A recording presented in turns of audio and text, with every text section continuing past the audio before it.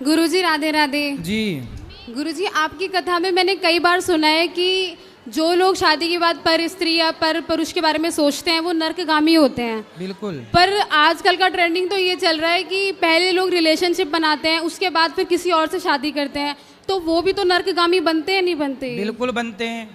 तो अगर उन्होंने रिलेशन बनाया भी तो शादी का आजीवन निर्वाह उन्हीं के साथ करना चाहिए ना भाई। जिसके साथ पहली बात तो देखो, शादी के पहले किसी लड़की को किसी लड़के के साथ रिलेशन बनाना नहीं चाहिए, क्योंकि यदि आपने रिलेशन बनाया किसी पुरुष के साथ तो वो लड़का फिर आपके साथ शादी करेगा ही नहीं।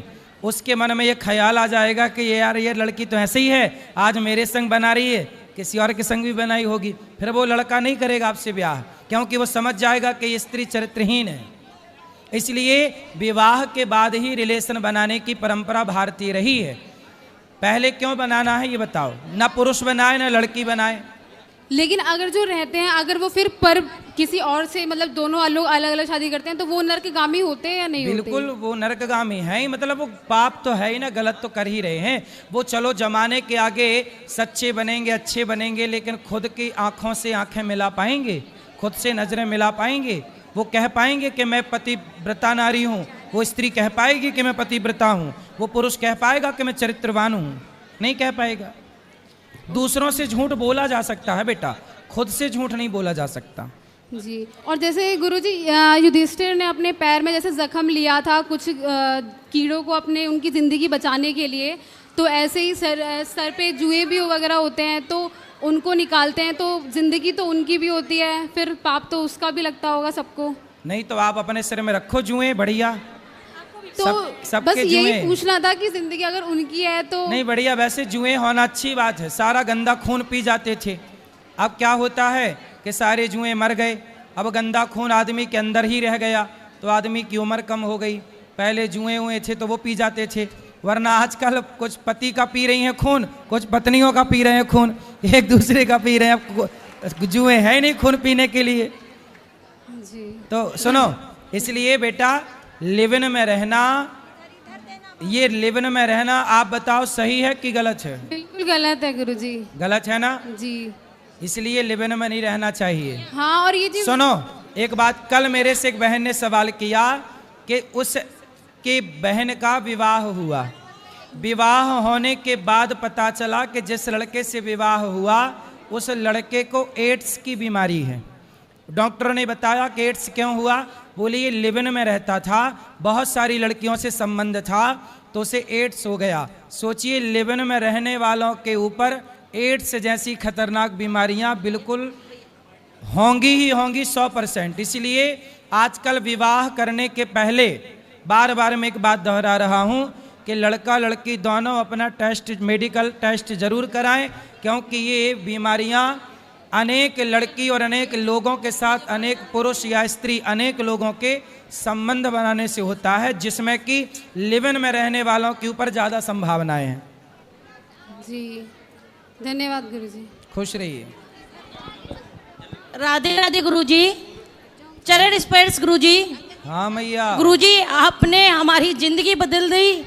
गुरुजी मैं आपके पास 2022 में आई थी, मैंने पहली बार में गुरु अन्नक्षेत्र करवाया था संतों का।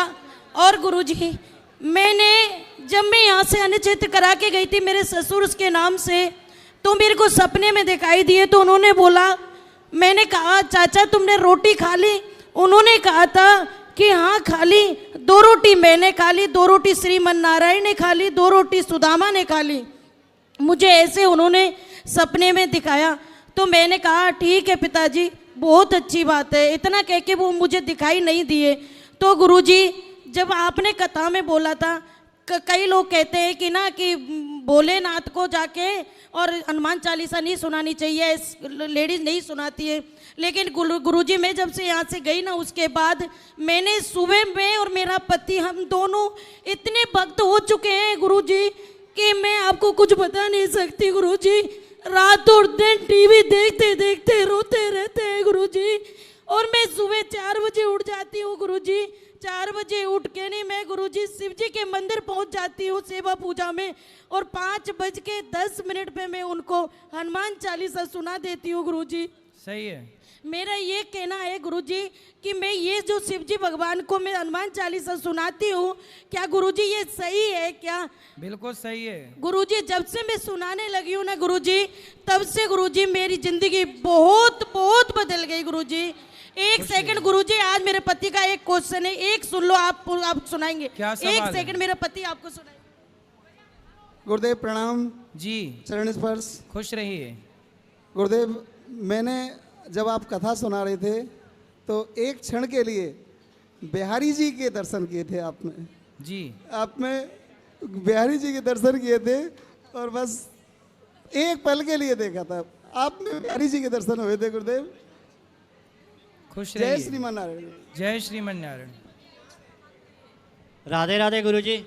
जी, राधे राधे गुरु। पहले तो हम बड़े धन्यवादी हैं जो आप तरावड़ी शहर में पधार रहे हैं।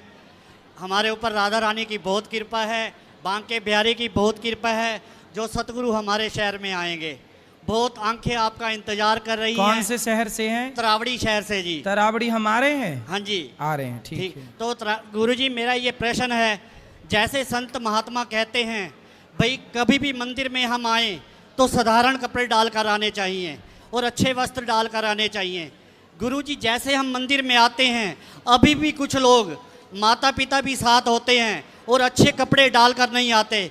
उसमें माता पिता का दोष है या बच्चों का दोष है? उसमें किसको दोष लगेगा? कपड़े का कोई सवाल नहीं है, भाव होना चाहिए। मंदिर जाओ तो भाव अच्छे हो, कपड़े ठीक। अच्छे हो ना हो, कोई दिक्कत नहीं। नहीं गुरुजी, जैसे संत महात्मा कहते हैं कि आप मंदिर में जाओ तो साधारण वस्त्र डालकर जाना चाहिए। ठीक है। अभी भी कुछ लोग ऐसे वस्त्र डालकर जाने चाहिए, माँ बाप भी साथ होते हैं, तो उसमें दोष किसका है, माँ बाप का या बच्चों का? भाई बच्चे कम कपड़े पहने, गलत कपड़े पहने तो माँ बाप का ही दोष है। माँ बाप इजाजत दे रहे हैं तो बच्चे पहन रहे हैं, माँ बाप इजाजत ना दें तो कैसे पहन